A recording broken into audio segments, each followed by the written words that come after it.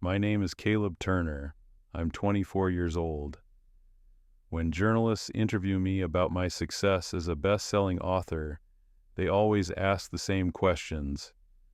Where do you get your ideas? What's your writing process? Who inspired you?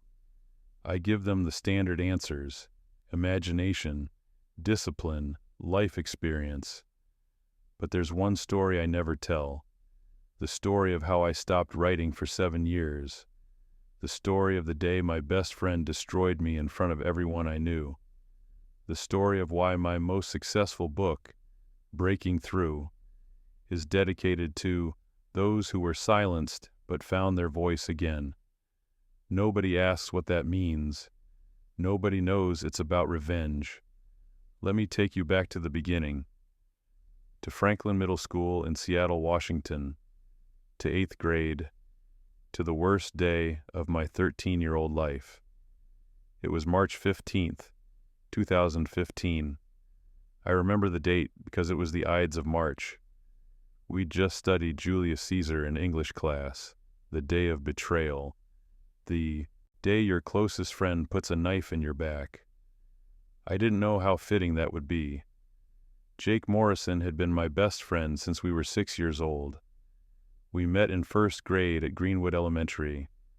Both of us shy, both of us a little awkward, both of us more interested in books than sports.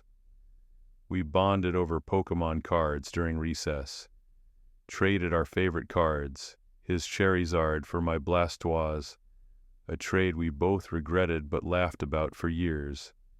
We had sleepovers every weekend, his house on Fridays, mine on Saturdays. His mom made the best chocolate chip pancakes. My dad let us stay up late watching movies his parents would never have approved of. We built elaborate Lego cities together, created entire fictional universes with backstories for every character, spent hours in his treehouse talking about what we'd be when we grew up. He wanted to be a video game designer. I wanted to be a writer. We knew everything about each other, everything, when you're best friends. For 7 years, there are no secrets. You know each other's families, fears, dreams, embarrassing moments. You've seen each other cry. You've defended each other from bullies in elementary school. You've shared things you'd never tell anyone else. I knew Jake's parents fought about money constantly, that his dad drank too much, that Jake sometimes hid in his closet when the yelling got too loud. He knew my parents were probably getting divorced, that I heard my mom crying in the bathroom some nights, that I was terrified my dad would leave and never come back. We told each other everything. That level of trust, that depth of friendship, it only makes the betrayal cut deeper. That's what made what happened so much worse. By 8th grade, things were changing. Jake was changing. Puberty hit him differently than it hit me. I stayed scrawny and awkward. He grew taller, filled out, became objectively better looking. His voice deepened. Girls started noticing him. He'd always been quiet like me, a little nerdy, a little invisible in the school social hierarchy. But somewhere around 7th grade, he discovered he could be funny, that if he made jokes at other people's expense, people laughed. That being cruel, if you did it with enough confidence and charm, could make you popular. He started hanging out with different kids, the popular group, the ones who ruled the cafeteria and controlled the social hierarchy of Franklin Middle School. Tyler Brennan, the class clown who'd mock anyone for a laugh. Derek Williams, star of the basketball team, already dating high school girls. Madison Pierce, queen bee of 8th grade, arbiter of who was cool and who wasn't. These were the kids who'd ignored Jake our entire lives. Suddenly they wanted him around.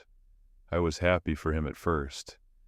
My best friend was finally getting the recognition he deserved. Finally being seen as more than just the quiet kid who liked books. But he started treating me differently. In private, after school, at his house or mine, we were still best friends, still told each other everything, still hung out and played video games and talked about life. In public, at school, he barely acknowledged me. I'd see him in the hallway and wave. He'd give me a quick nod and turn back to his conversation with Tyler or Derek, like I was interrupting something important. We used to eat lunch together every day at our corner table. Now he sat with the popular kids at the center table, the one everyone wanted to sit at. I ate alone. "It's just easier this way," he said, when I finally asked about it one Friday night at his house. We were playing video games in his basement. His new friends weren't around. It was just us, like old times. "Easier how?" "My new friends don't really get you, Cal. You're too quiet, too serious. They think you're weird." The words stung. "So you just pretend you don't know me?" "I'm not pretending anything. I'm just keeping things separate. School is school. After school is different. Just give it time. Once they get to know you better..." "They've known me since elementary school, Jake.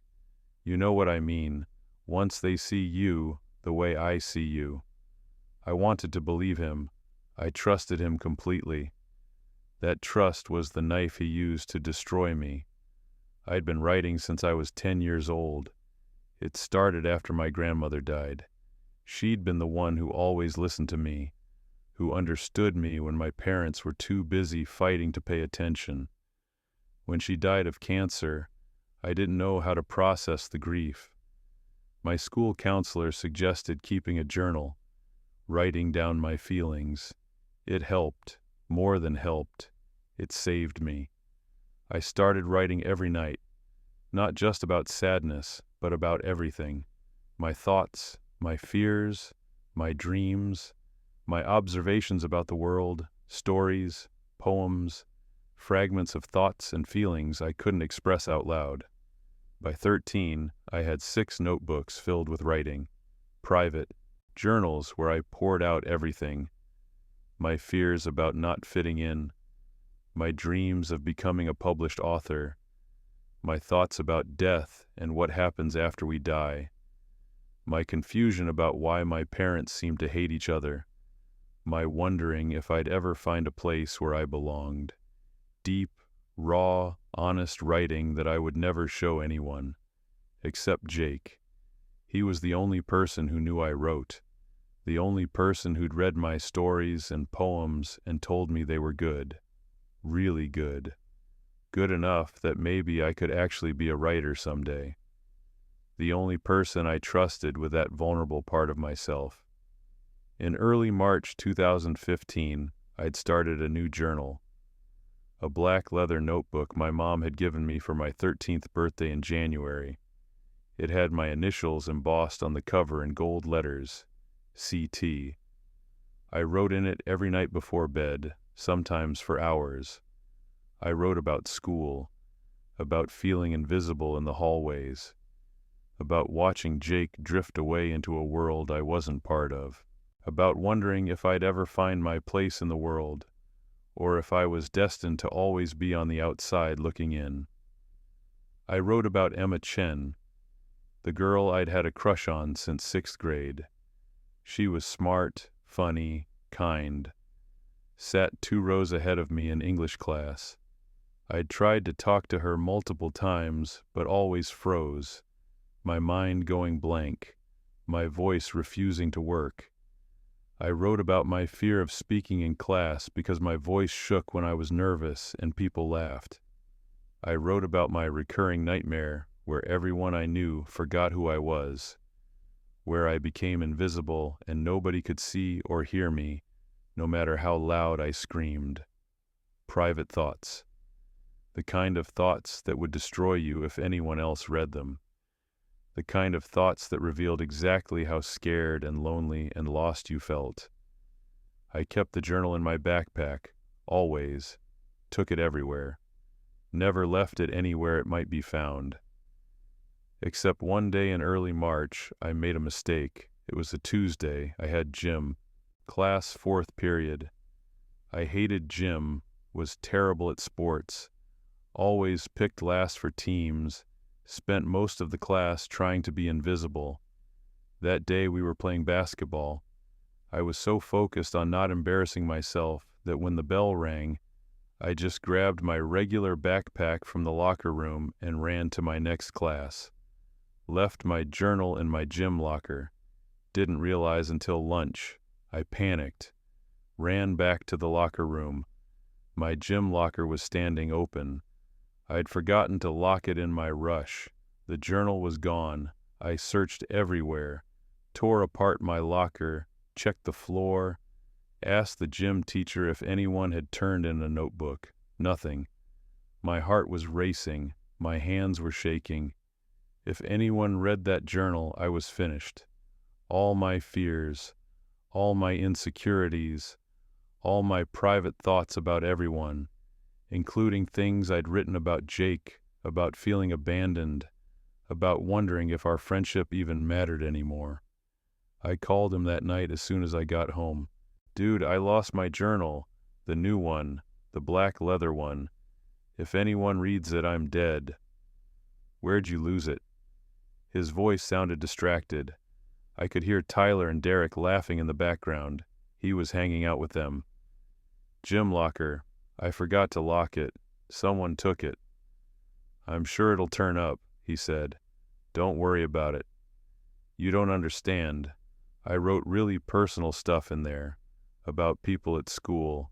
About everything. If anyone finds it and reads it.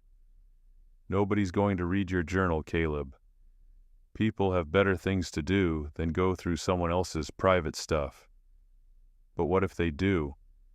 Then they're assholes and everyone will know it. Look, I gotta go. We'll talk tomorrow, okay? He hung up. I wanted to believe him. Wanted to trust that people were basically decent, that whoever took my journal would return it or throw it away without reading it. For 3 days, I searched everywhere. Asked teachers, checked every lost and found in the school, looked through trash cans, retraced my steps 100 times, nothing. By Friday, I'd started to hope maybe it was gone forever, that whoever took it had just tossed it and moved on. Then the weekend passed, and Monday, March 15th arrived, the Ides of March, the day of betrayal. I should have known something was wrong when I walked into school that morning. People were looking at me, whispering, smiling these weird little smiles. Madison Pierce walked past me in the hallway and said, "Hey Caleb, interesting reading material you've got." My stomach dropped. Someone had read my journal. Multiple people had read it. I felt sick. Went through my morning classes in a daze, waiting for the other shoe to drop. It dropped at lunch. Lunch period at Franklin Middle School was chaos. 300 students, grades 6 through 8, all crammed into one cafeteria. Long tables arranged in a rigid social hierarchy. Popular kids in the center, everyone else radiating outward in decreasing levels of social status. I was in the outer ring, the invisible zone. I bought my lunch, chicken nuggets and French fries that I wouldn't be able to eat because my stomach was in knots, and headed to my usual table in the corner. Sat down, opened my book, tried to pretend everything was normal. Then I heard Jake's voice, loud, amplified. He was standing on a table in the center of the cafeteria, the popular table, holding someone's phone connected to a portable Bluetooth speaker, and in his other hand he was holding my journal, my black leather journal with my initials on the cover, the world tilted sideways. No, this couldn't be happening. Jake wouldn't do this. Not Jake, not my best friend. The cafeteria started to quiet down. Students at nearby tables stopping their conversations, turning to look. What was Jake Morrison doing standing on a table with a microphone? "Attention, everyone!" Jake's voice boomed through the speaker, amplified to fill the entire cafeteria. He was smiling, confident, in his element, performing for an audience. "I have something absolutely amazing to share with you all." My hands gripped the edge of the table. I couldn't move, couldn't breathe. "Please no, please God, no." "My friend Caleb Turner is a writer," Jake announced, gesturing toward me with the journal. "Did you know that? He writes in this journal every single day. Deep thoughts, poetry, feelings." Laughter rippled through the cafeteria, the way middle schoolers laugh when someone says the word feelings with sarcasm. I stood up on shaking legs. Jake saw me, made direct eye contact across the cafeteria, and kept talking. "Caleb is very sensitive, very emotional. He has a lot of feelings about a lot of things." And I thought, you know what? These feelings are so special, so profound, that we should all hear them. More laughter, louder now. People were pulling out their phones, recording. "Jake, don't," I tried to shout, but my voice came out as a whisper. Drowned out by 300 other voices, I started moving toward him, pushing past tables, students blocking my way. "So let's start with March 3rd. Jake opened my journal, flipped to a page, started reading. "Sometimes I wonder if anyone would notice if I disappeared, not died, just vanished, stopped existing. Would anyone care? Would Jake care? We've been best friends forever, but lately it feels like I'm losing him, like he's embarrassed of me, like I'm not cool enough for his new life, like our friendship was just something he outgrew, like a favorite toy he got too old for." The laughter was mixed with sounds of awe and, "That's so sad." Someone yelled, "Clingy much?" Jake was grinning, eating up the attention. He'd never had this many people paying attention to him at once. "Wait, it gets better." He flipped more pages. "Oh, this is a good one. March 7th. I think Emma Chen is the most beautiful girl I've ever seen. Every day in English. Class, I try to work up the courage to talk to her. I've tried 3 times this week. Each time I froze. Just stood there like a complete idiot while she waited for me to say something. Anything. She probably thinks I'm a creep. She probably thinks I'm weird. She's right. I am weird. I'm the weird kid who can't even string 2 words together in front of a girl I like. Why would someone like Emma, smart, pretty, normal, ever notice someone like me?" The laughter exploded, loud, cruel, unrelenting. I saw Emma Chen across the cafeteria, sitting with her friends. Her face turned bright red. Her friends were giggling, whispering to her. She looked at me with an expression I'll never forget. Pity mixed with disgust, mixed with mortification. Like I was something pathetic she'd accidentally stepped on.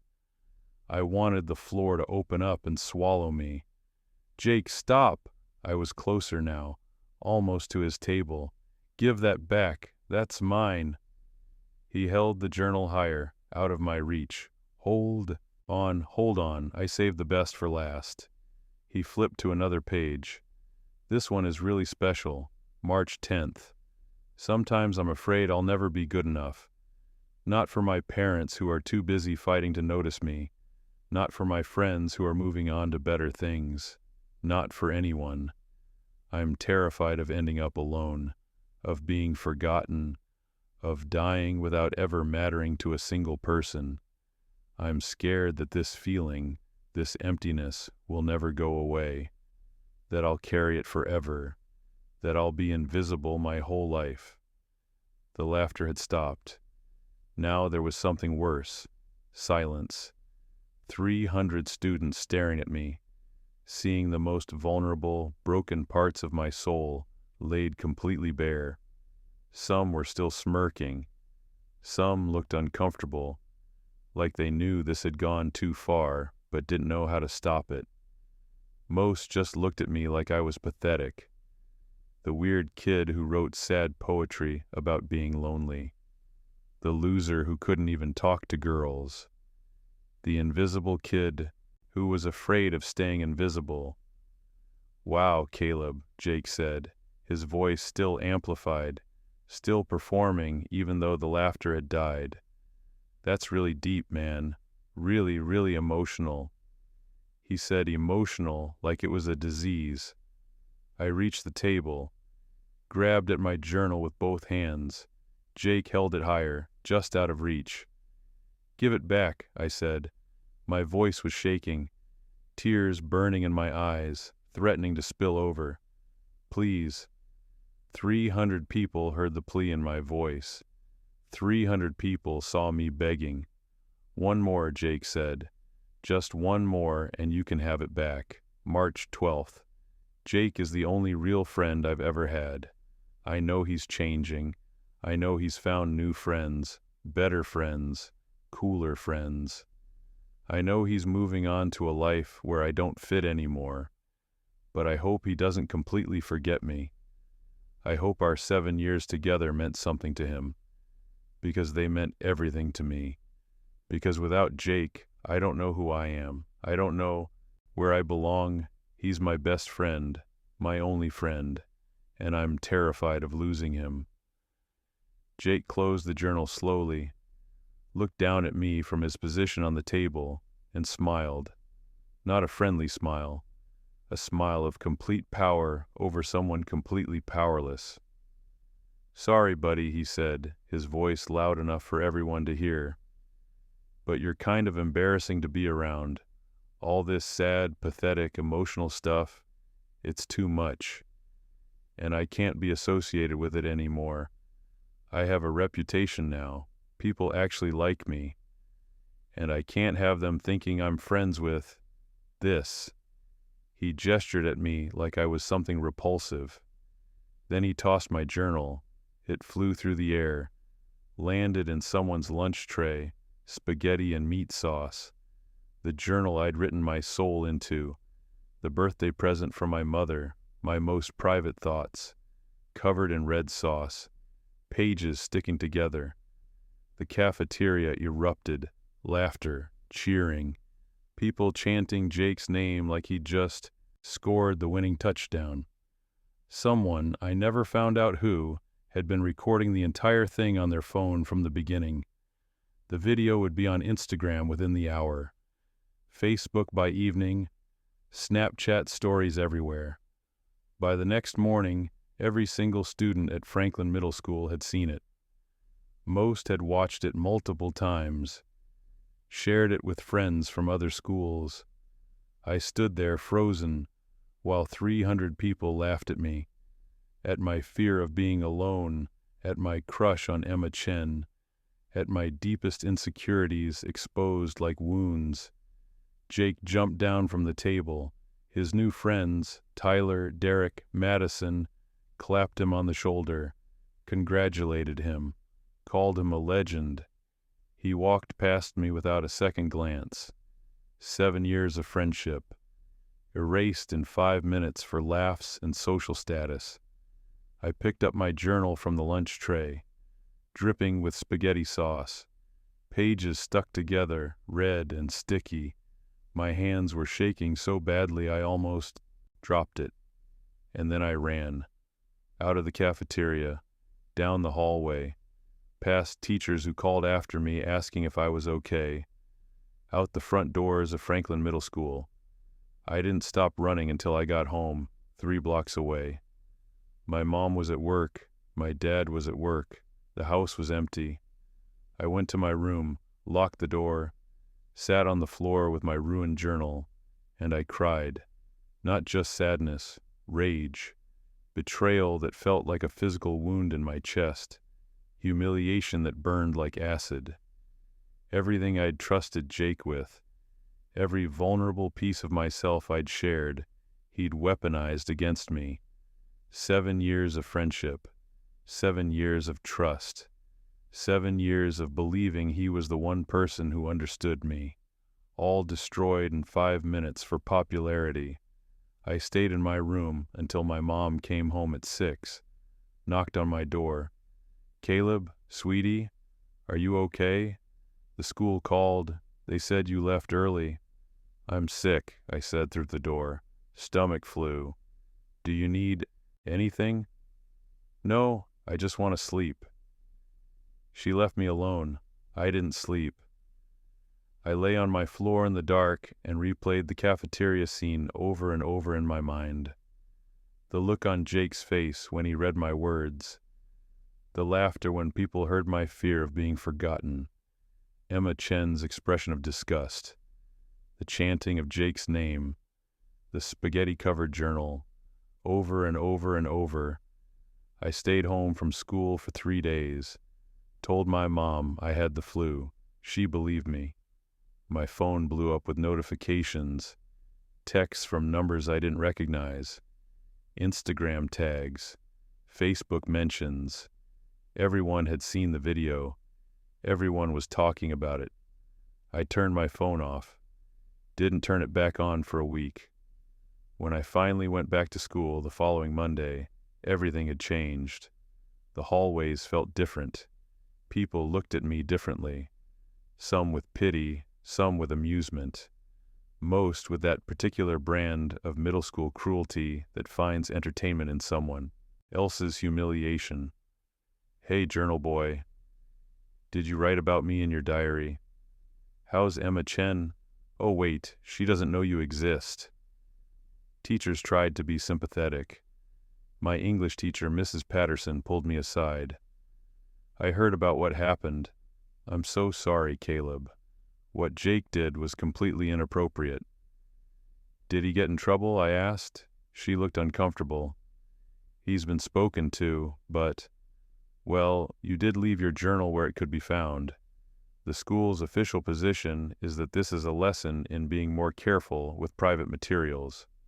So it was my fault for losing the journal, not Jake's fault for reading it out loud to 300 people. I should have been more careful." The principal called both of us into his office that afternoon. Principal Davies, a tired-looking man in his 50s, who clearly wanted this whole situation to go away as quickly as possible. "This needs to stop," he said. "Jake, what you did was cruel and inappropriate. You violated Caleb's privacy in a very public way." "I was just reading out loud," Jake said, his voice calm and reasonable. "It's not my fault he wrote embarrassing stuff. You humiliated him deliberately. I didn't make him write those things.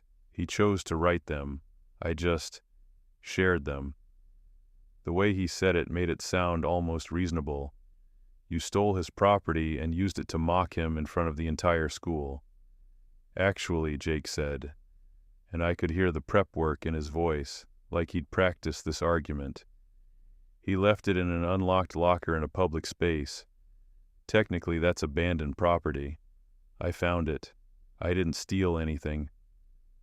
Principal Davies looked exhausted. "That's a very creative interpretation of property law, Jake." "My dad's a lawyer," Jake said with a shrug.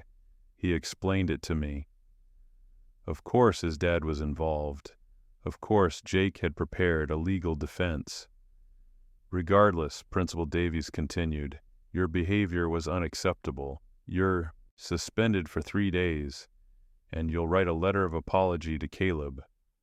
3 days. 3 days suspension for destroying my life. "Caleb," the principal turned to me, "I'm very sorry this happened to you. We'll make sure the video gets taken down from any school-associated accounts. And we'll send out a reminder to students about respectful behavior." The video was already everywhere. Taking it down from school accounts would do nothing. "Is that all?" I asked. "We'll be keeping a closer eye on the situation. If there's any further harassment, you need to report it immediately." I left his office feeling worse than when I'd entered. Jake's 3-day suspension was a joke. He came back the following Monday, more popular than ever. The kid who'd pulled off the legendary cafeteria journal reading. the kid who'd had the guts to humiliate someone for everyone's entertainment. He was a hero to half the school, and I was the pathetic journal kid, the one who was afraid of being forgotten, the one who couldn't talk to girls, the one who wrote sad poetry about loneliness. Emma Chen transferred to a different lunch period so she wouldn't have to see me. When we passed in the hallways, she looked through me like I was invisible.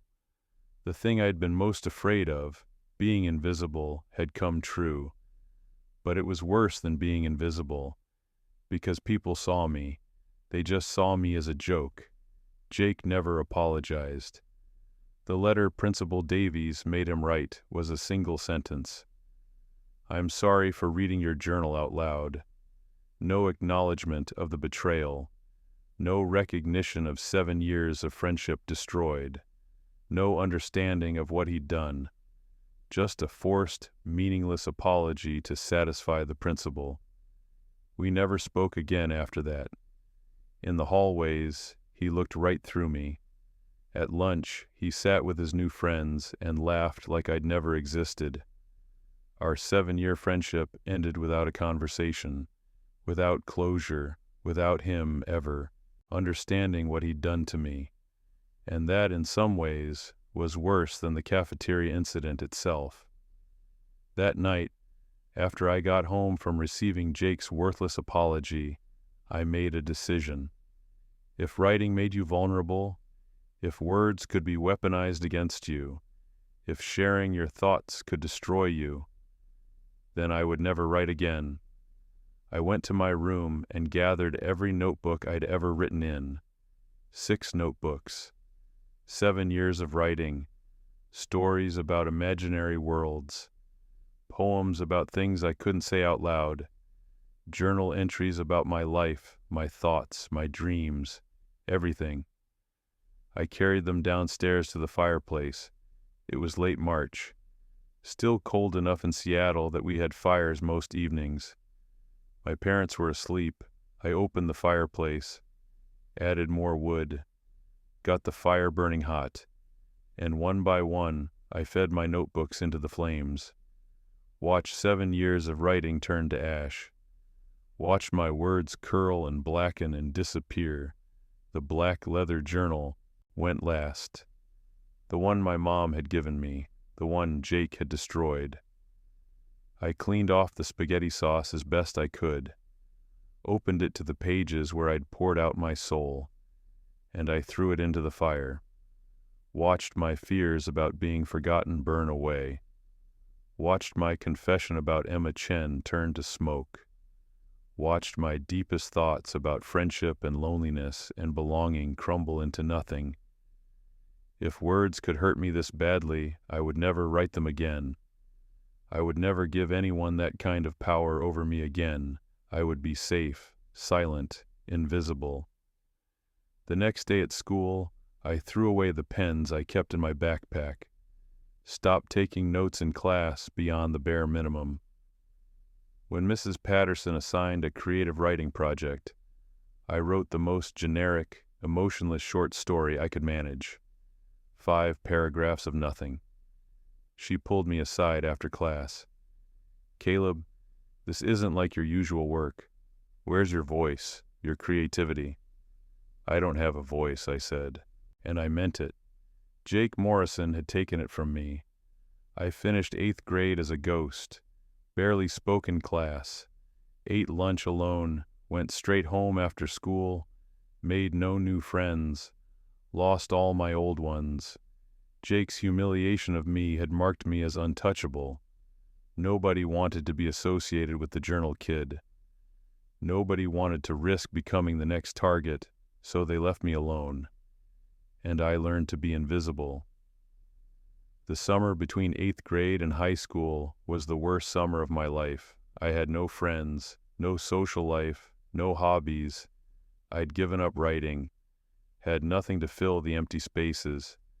Spent most of my time in my room reading other people's books because I couldn't write my own anymore. My parents noticed something was wrong, but didn't know how to help. "Are you okay, honey?" My mom asked one night at dinner. I'm fine.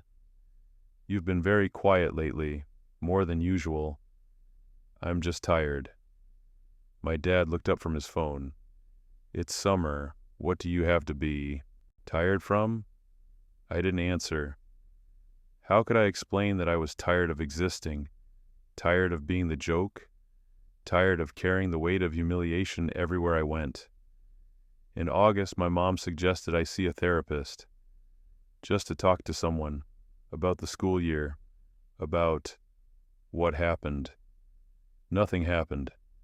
Caleb, I know something happened. The school called me about an incident. They wouldn't give details, said I should talk to you about it. I hadn't known they'd called her. It's fine. It's over. You haven't been yourself since March. Please, just try talking to someone. I went to 3 therapy sessions to make her happy. Sat in a beige office with a well-meaning therapist named Dr. Richardson, who asked me about my feelings. I didn't tell her about the journal, about Jake, about any of it. Just said I was having trouble adjusting to middle school, that I was shy and had trouble making friends. She gave me pamphlets about social anxiety and building confidence. I threw them away. I wasn't anxious. I was broken. There's a difference. High school started in September. Garfield High School, a big public school on the east side of Seattle, 1,500 students. The one good thing about it, Jake Morrison went to Roosevelt High School on the north side. Different school, different social circles. I'd never have to see him again. I could start over, be someone new, someone who didn't have a humiliating viral video following them. Someone who wasn't the pathetic journal kid. I kept my head down freshman year, made a few acquaintances, but no real friends, joined no clubs, participated in nothing, just went to classes, did my homework, went home. I was invisible again, but this time I'd chosen it. Invisibility was safety. If no one knew you, no one could hurt you. If you shared nothing, nothing could be weaponized against you. I stopped writing completely. Didn't even keep a journal. Too risky. When teachers assigned creative writing, I did the minimum. Basic, functional, emotionless. Mrs. Patterson's words echoed in my head. Where's your voice? I didn't have one anymore. Jake had taken it, and I'd let him. Sophomore year, junior year, senior year, all blurred together. I got good grades, did well on my SATs, applied to colleges, got into University of Washington, decent school, good academics, close to home, decided to major in, I didn't even know, business maybe, something practical, something that didn't require vulnerability, not English, not creative writing, never creative writing. I graduated high school with a 3.8 GPA and no friends. Went to my graduation ceremony alone. Sat in the back. Left immediately after. My parents took me to dinner to celebrate. We're so proud of you, my mom said. University of Washington is a great school. Thanks. Have you thought about what you want to study? Not really.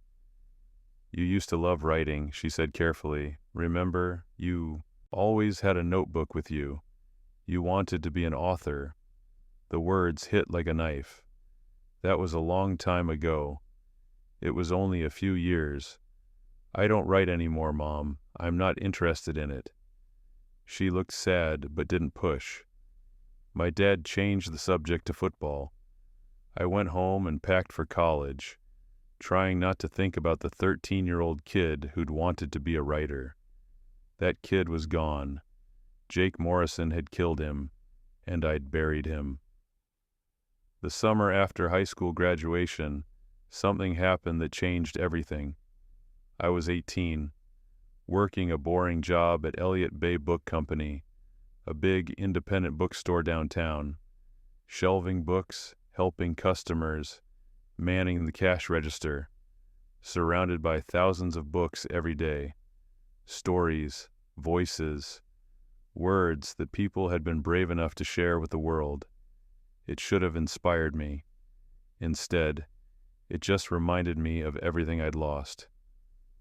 One afternoon in late June, a customer came in looking for a specific book, a memoir about overcoming childhood trauma. She was probably in her 50s, kind face, determined expression. "I'm writing my own story," she told me as I rang up her purchase, "about surviving abuse, about finding my voice after years of being silenced." I handed her the book. "That sounds really difficult." "It is. It's terrifying, actually. Putting it all out there, making yourself vulnerable, but also freeing, taking back the narrative, refusing to let the people who hurt you define your story." She smiled. "Anyway, wish me luck. First draft is due to my writing group next month." "Good luck." She left. I stood there behind the counter, her words echoing in my head. Taking back the narrative, refusing to let the people who hurt you define your story. For 7 years, I'd let Jake Morrison define my story. He'd taken my voice, made me believe that writing, that vulnerability, would only get me hurt, and I'd believed him. I'd let him silence me for 7 years. That night, I couldn't sleep. I kept thinking about that customer, about her courage to write her story despite the fear, about how she was taking back something that had been stolen from her. At 2 a.m, I got out of bed, went to my desk, found an old notebook in the back of a drawer, one I'd missed when I'd burned everything, opened it to a blank page, and for the first time in 7 years, I started writing. My hand was shaking. The words came slow at first, rusty from disuse. I wrote about the cafeteria, about Jake, about the journal, about the humiliation. I wrote about the 7 years of silence, the fear, the shame, the anger I'd buried. I wrote for 3 hours straight. When I finally stopped, the sun was coming up. My hand was cramping. The notebook had 15 pages filled, and I felt something I hadn't felt in 7 years, alive. Like a part of me that had been dead was suddenly breathing again. I wrote every night that summer, not just about the past, about everything. Observations, thoughts, stories, ideas. It felt like coming home, like remembering how to breathe after holding your breath for years. By the end of August, I had 3 notebooks filled, and something else. The beginning of a novel. A story about a 13-year-old kid who gets betrayed by his best friend, who gets humiliated in front of his whole school, who loses his voice for years, and then finds it again. Fiction, but based on truth, my truth. When I started at University of Washington in September, I changed my major. Not business, English, creative writing focus. My academic advisor was surprised. "You sure? That's not exactly a practical major." "I'm sure." For the first time in years, I was completely sure of something. I took every creative writing class offered: fiction, poetry, memoir, screenwriting, joined a writing workshop. Let other people read my work for the first time since 8th grade. It was terrifying. Every time someone read something I'd written, I had flashbacks to the cafeteria, to 300 people laughing at my words, but I pushed through the fear, because I refused to let Jake Morrison keep my voice, not anymore. One of my professors, Dr. Sarah Chen, pulled me aside after workshop one day during my sophomore year. "Caleb, can we talk for a minute?" My heart raced. She'd read my latest piece, a short story about friendship and betrayal. "Sure. This is really, really good. The emotional honesty, the voice, the way you capture vulnerability without sentimentality. Have you thought about pursuing this seriously, like professionally? I hadn't. Writing was still something I did in private, a way to process, to heal. The idea of sharing it with the world, of making myself that vulnerable publicly, was terrifying. I don't know, I said. Think about it. You have real talent, the kind that doesn't come along often. It would be a shame to waste it. I thought about it. A lot. And slowly, carefully, I started to believe maybe she was right. Maybe I could do this. Maybe I could take what Jake had tried to destroy and turn it into something beautiful. I spent the next 2 years writing, finished my undergraduate degree with honors, got accepted into UW's MFA program for creative writing, spent 2 more years studying craft, learning technique, finding my voice, my real voice, not the one that had been silenced, and writing my novel, the story of a kid named Daniel who loses everything when his best friend betrays him, who spends years silent and invisible, who slowly, painfully, finds his way back to himself, who learns that the words someone else used to hurt him can become the words he uses to heal. It took 4 years to write, 4 years of drafting and revising and completely rewriting, 4 years of facing the trauma I'd buried, 4 years of turning pain into art. I finished the manuscript in May, right after graduating with my MFA. I was 24 years old, had a complete novel, 350 pages. I called it Breaking Through, and I had no idea what to do with it. Dr. Chen helped me, gave me a list of literary agents who represented debut fiction. Start querying, she said, and prepare yourself for rejection. It's part of the process. I sent out my first query letter in June, got my first rejection 2 weeks later. Not right for our list. The second rejection came a week after that. Doesn't fit what we're looking for. By the end of summer, I'd sent out 20 queries, received 15 rejections. 5 agents never responded. I kept sending. Query 36 came back with, "The writing is beautiful, but we don't think there's a market for this."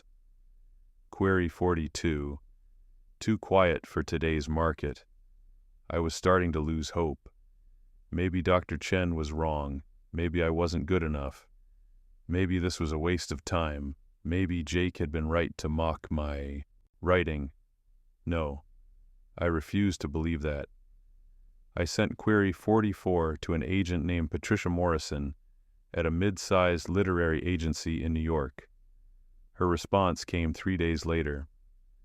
"This is really close.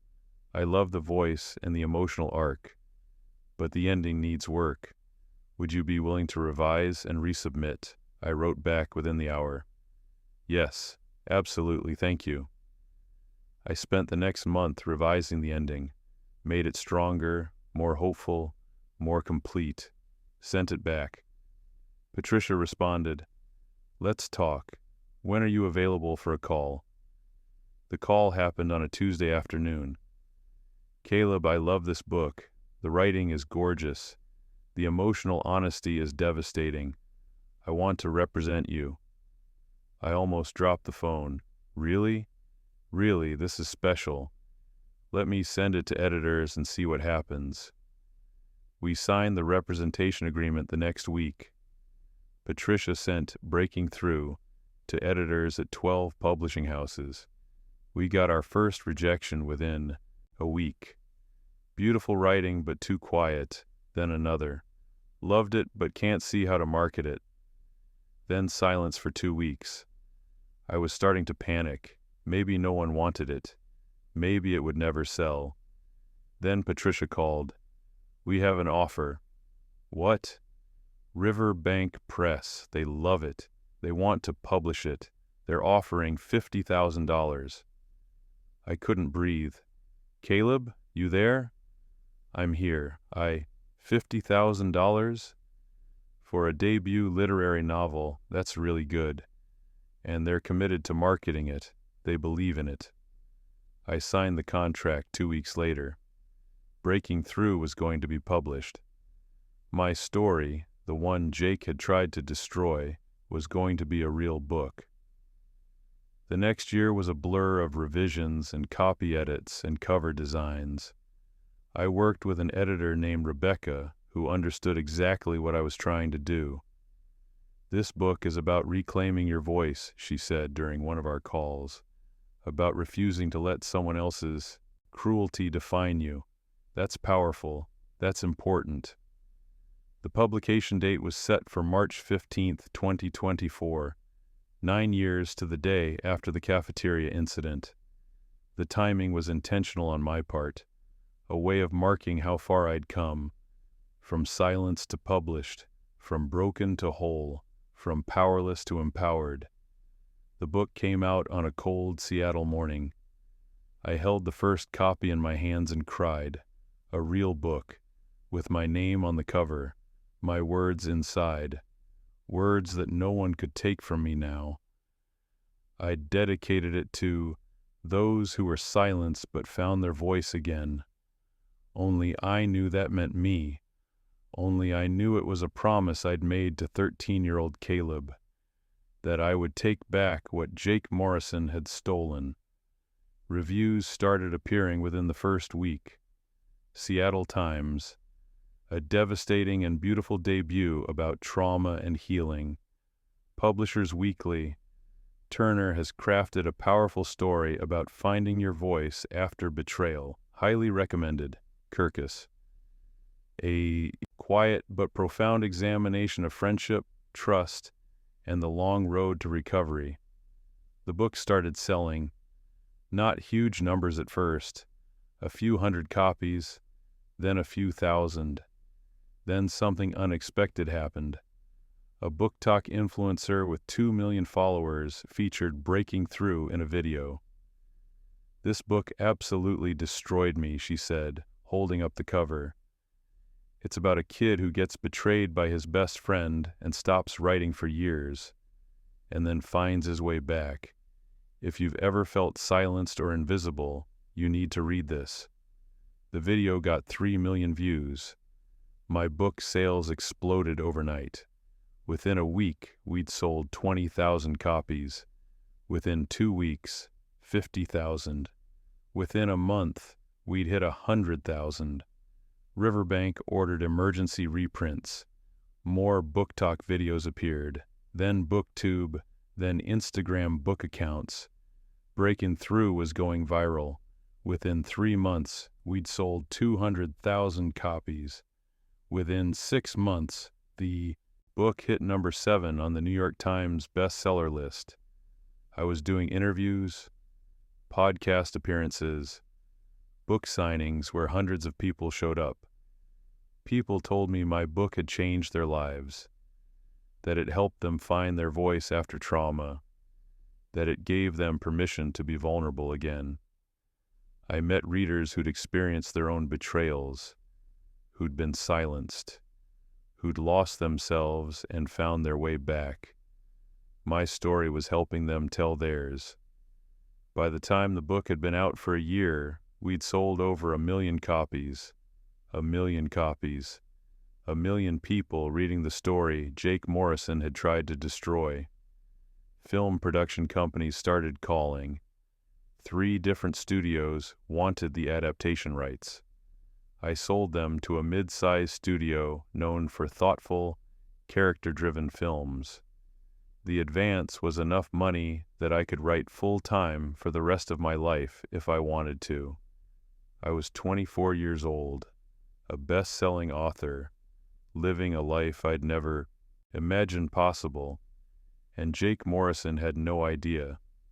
He was still out there somewhere, living his life, probably not thinking about me at all, not knowing that the kid whose life he'd destroyed had turned that destruction into something beautiful, not knowing that his betrayal had become the foundation of my success, not knowing that every copy sold was proof that he hadn't broken me.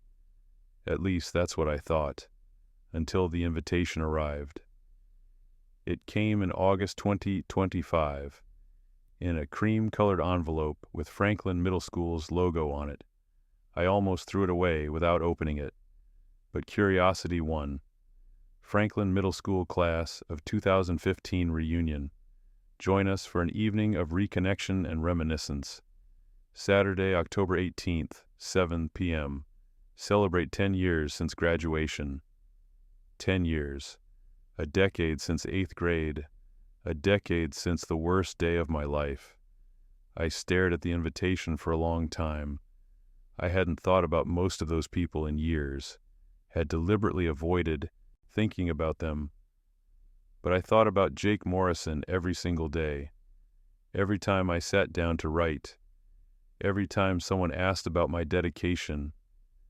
Every time I did an interview about overcoming obstacles.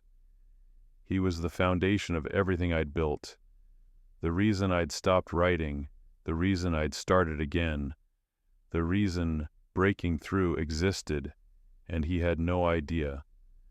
Part of me wanted to ignore the invitation, to let the past stay in the past, but another part of me, the part that had spent 10 years carrying the weight of that betrayal, needed closure, needed to see Jake Morrison and let him know exactly what I'd become, not for revenge, for closure, to show him that he hadn't won.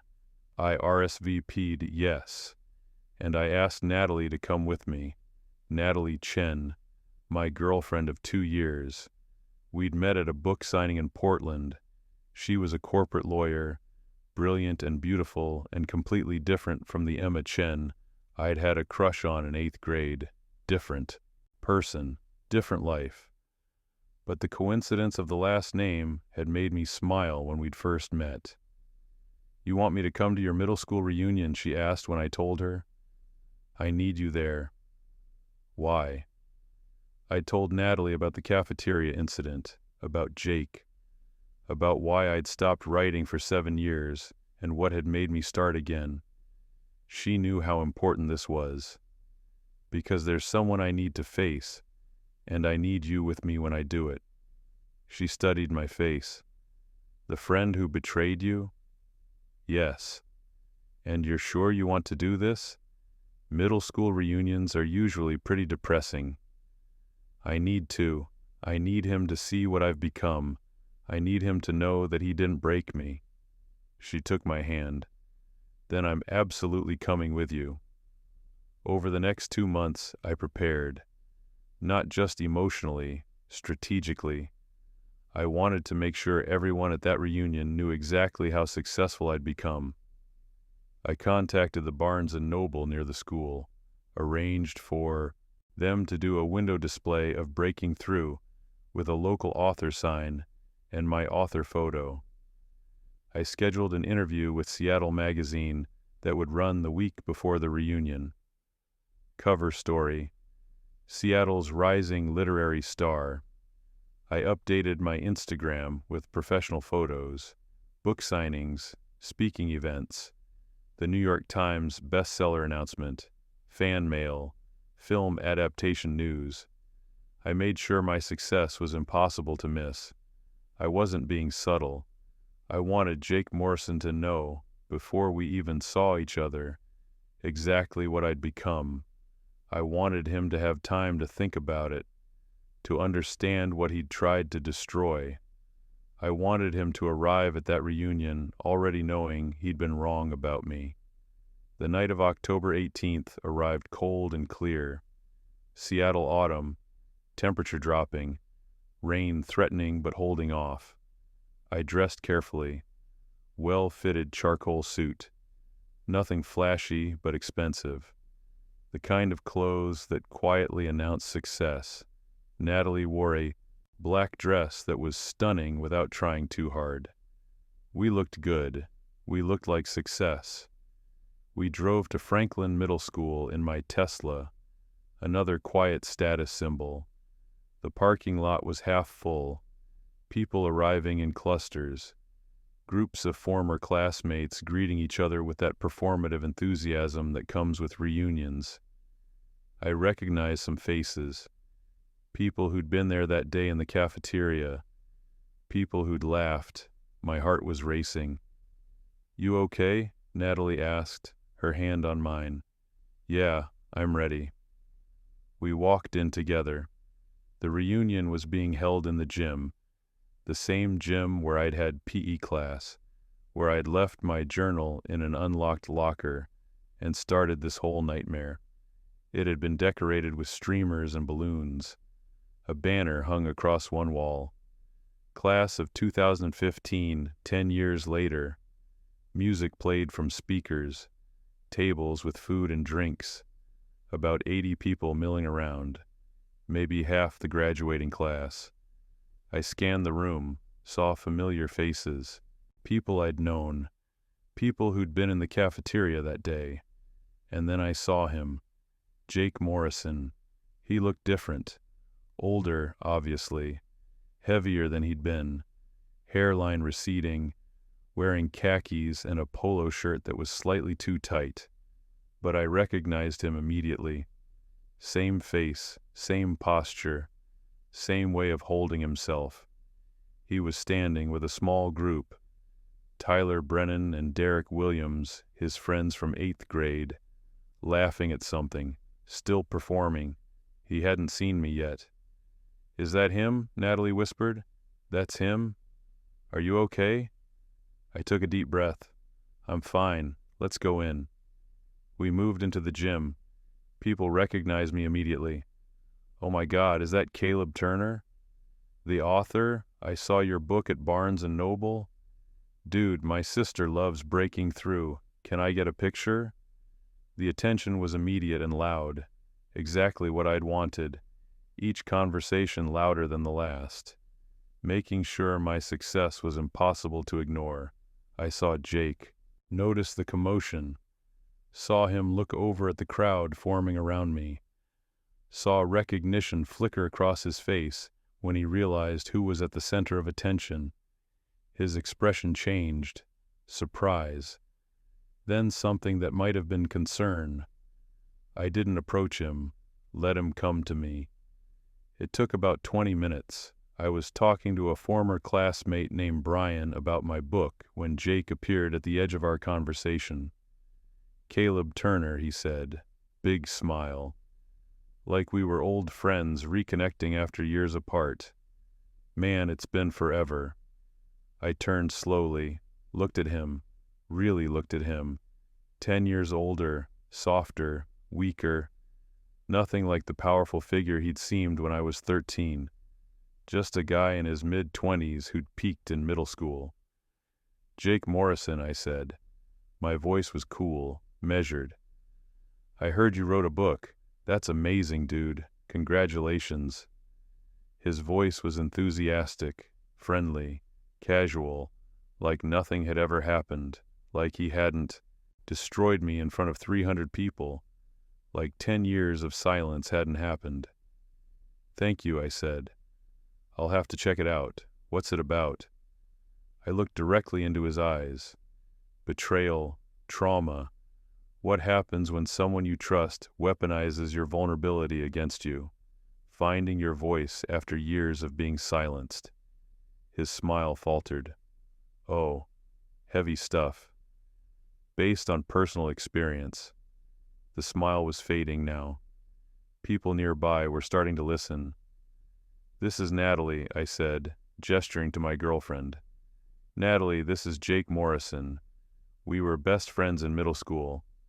I emphasized "were." The word hung in the air like an accusation. "Nice to meet you," Natalie said. Her voice was professionally polite but cold. She knew exactly who Jake was. "Yeah, you too." Jake shifted his weight, uncomfortable. "So Caleb, I've been following your success online. Saw you hit the bestseller list. Really impressive, man. You always were talented." The casual rewriting of history was stunning. "Was I?" I asked. My voice got quieter, harder.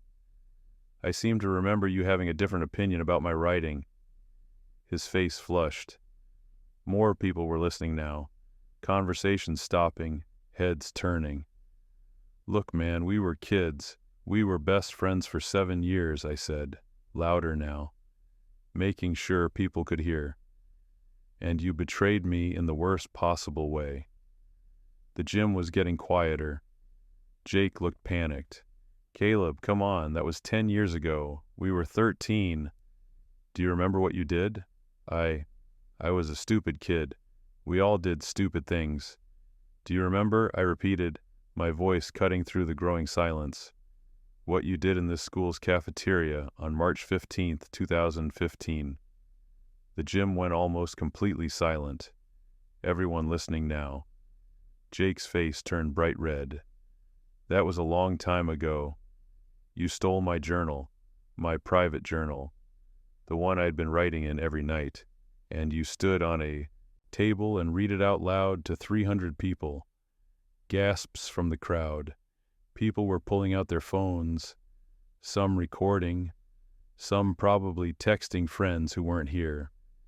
You read my deepest fears, my private thoughts, my confession about who I had a crush on, everything I was most afraid of. You exposed all of it for laughs. I was trying to be funny. You destroyed me, I said.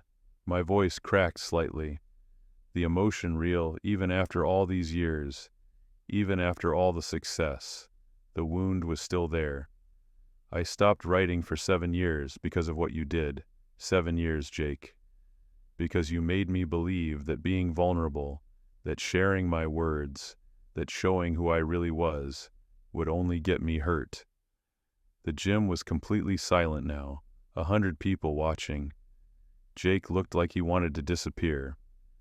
I'm sorry, he said quietly. I'm really sorry, Caleb.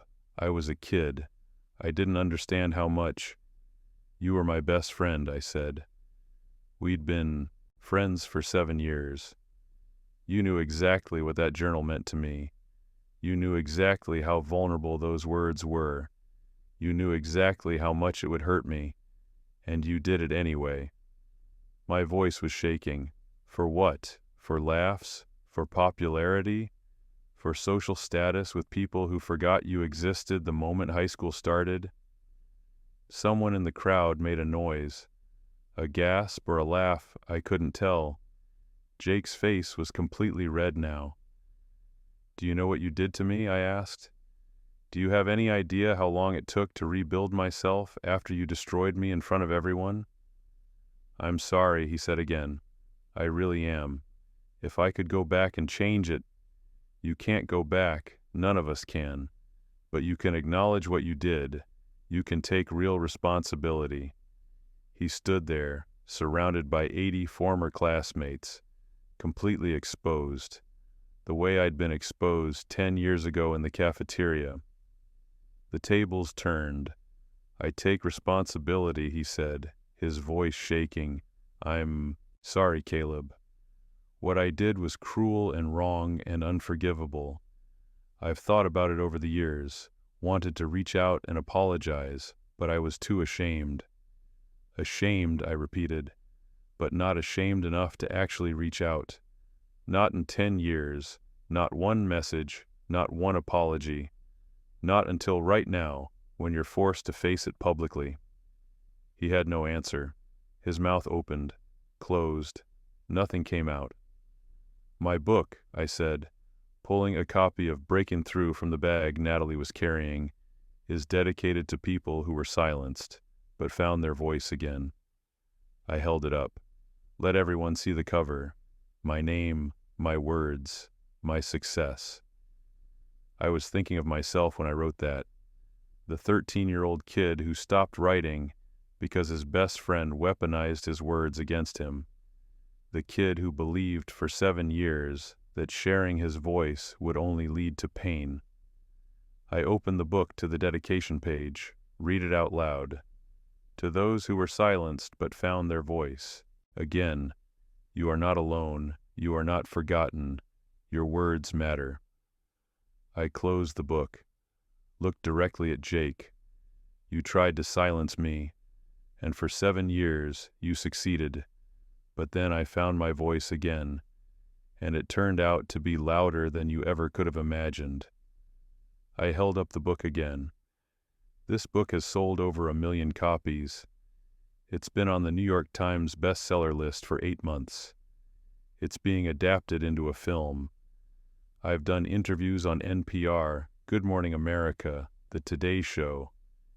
The gym was absolutely silent.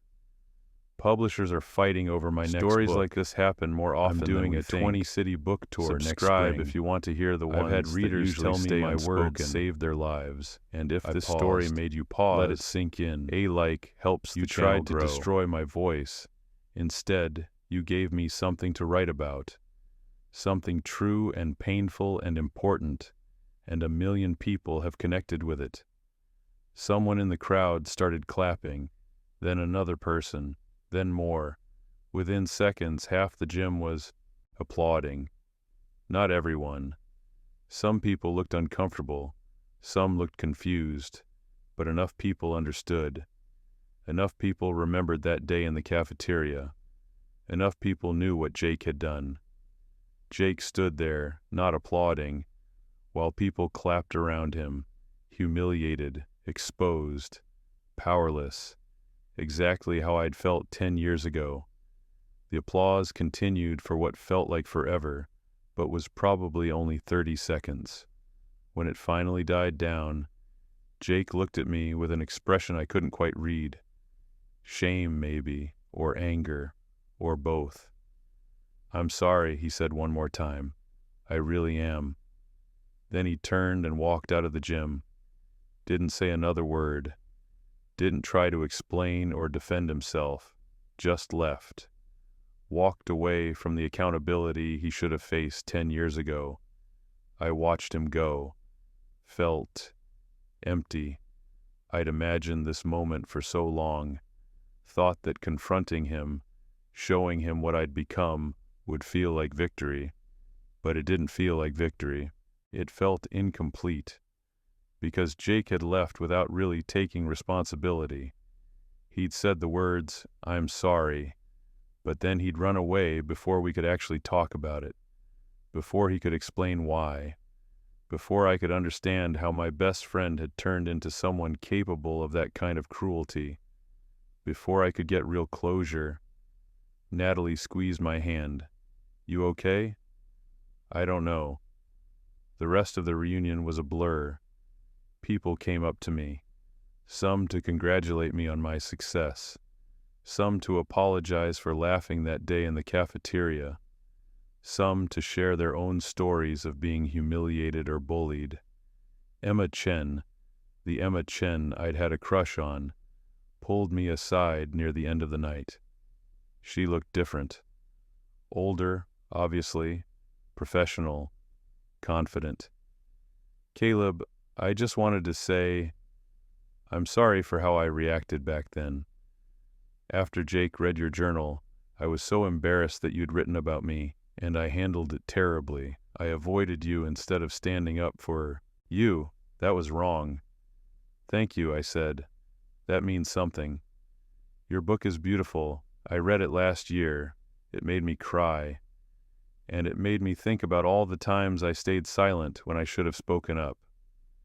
We talked for a few more minutes. She was a pediatric nurse now, married, seemed happy. It was good to talk to her, to see that she'd grown up, that she understood. But it wasn't the conversation I needed. That conversation had walked out of the gym. Natalie and I left around 10, drove home through quiet Seattle streets. "How do you feel?" she asked. "I don't know," I admitted. I thought confronting him would give me closure. I thought showing him what I'd become would be enough. But he just left. He didn't really take responsibility. He just said sorry and walked away. "Maybe that's all he's capable of," Natalie said gently. "Maybe he's still the same coward he was at 13, running away when things get uncomfortable.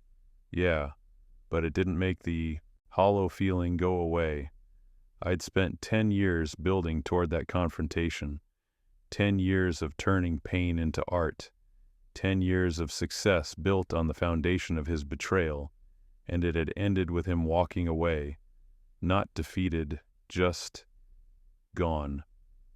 3 days later, I received an email from Jake Morrison. Subject: I'm sorry. I stared at it for a full minute before opening it. My heart was pounding. I clicked. Caleb, I'm sorry for walking out of the reunion. I'm sorry for what I did 10 years ago. I'm sorry for not reaching out sooner to apologize properly. I don't have a good excuse for any of it. I was a coward then, and I'm still a coward now. You asked me to acknowledge what I did, so here it is, written down where I can't run away from it. I stole your journal. I read it out loud in front of the entire school. I deliberately and publicly humiliated you. I weaponized your vulnerability against you for my own social gain. I destroyed our 7-year friendship. I destroyed your trust. I destroyed your confidence as a writer. And I did it all for laughs and popularity and the approval of people who didn't actually care about me. It was cruel. It was unforgivable. And it's the thing I'm most ashamed of in my entire life. I've thought about that day constantly over the years, about the look on your face when you realized what I was doing, about how you ran out of the cafeteria, about how you completely disappeared from my life after that. I wanted to apologize so many times, wrote emails I never sent, looked you up on social media and typed out messages I deleted, but I was too ashamed, too afraid you wouldn't forgive me. So I convinced myself it was better to just move on, to leave it in the past, to pretend it hadn't been as bad as it was, but it was that bad. Seeing you at the reunion, seeing what you've become, what you've accomplished, made me realize something I should have understood years ago. You succeeded despite me, not because of me. Despite what I did to you, you took the worst thing that ever happened to you and turned it into something beautiful and important that's helped thousands of people. That takes a kind of strength and courage I've never had. I read your book, bought it the day after the reunion, and read it in one sitting. I saw myself in it, in the character who betrays the protagonist, and I understood, maybe for the first time, the real damage I caused. Not just that day, but for years after. 7 years of silence. 7 years of not writing, because of me. I know this email doesn't fix anything. I know an apology 10 years late doesn't erase the damage. I know you might not even read this, but I need you to know that I am genuinely, truly sorry for all of it. And I am genuinely, truly proud of what you've become. You're the person I pretended to be back then. Someone with real talent, real voice, real courage. I was just a kid trying to fit in by tearing someone else down. I'm sorry, Caleb. I hope you find the closure you deserve. Jake. I read the email 3 times, felt my chest tighten. The apology was real. I could tell. Every word felt genuine. He'd finally taken responsibility. Finally acknowledged the full scope of what he'd done. Finally given me the words I'd needed to hear for 10 years. But it didn't change what happened. Didn't give me back those 7 years. Didn't erase the trauma of standing in that cafeteria while 300 people laughed at my pain. I sat with the email for 2 days before responding. Wrote and deleted a dozen different replies. Angry ones, forgiving ones, cold ones, warm ones. Finally settled on the truth. Jake, thank you for the apology. I appreciate that you finally took real responsibility for what you did. But I can't say I forgive you. Not yet. Maybe not ever. What you did changed the entire trajectory of my life. I lost 7 years of writing, 7 years I can never get back because of your betrayal. 7 years of growth as a writer. 7 years of stories I'll never write because I wasn't writing then. You can't apologize that away. But I can say this. I don't need your apology to move forward. I've already moved forward. I've already taken back what you tried to take from me. My voice, my words, my power. You tried to silence me, and for a while, you succeeded. But I'm not silent anymore, and I never will be again. I hope you've learned from this. I hope you've become a better person. I hope you never do to anyone else what you did to me. But whether you have or haven't, it doesn't really matter to me anymore, because I've already won. I found my voice. I built a career on it. I turned my pain into something that helps other people heal. You're just a chapter in my story now. An important chapter, a painful chapter, the chapter that taught me resilience and strength and the power of breaking through. But just one chapter, not the whole book. Caleb, I hit send, and I felt something shift.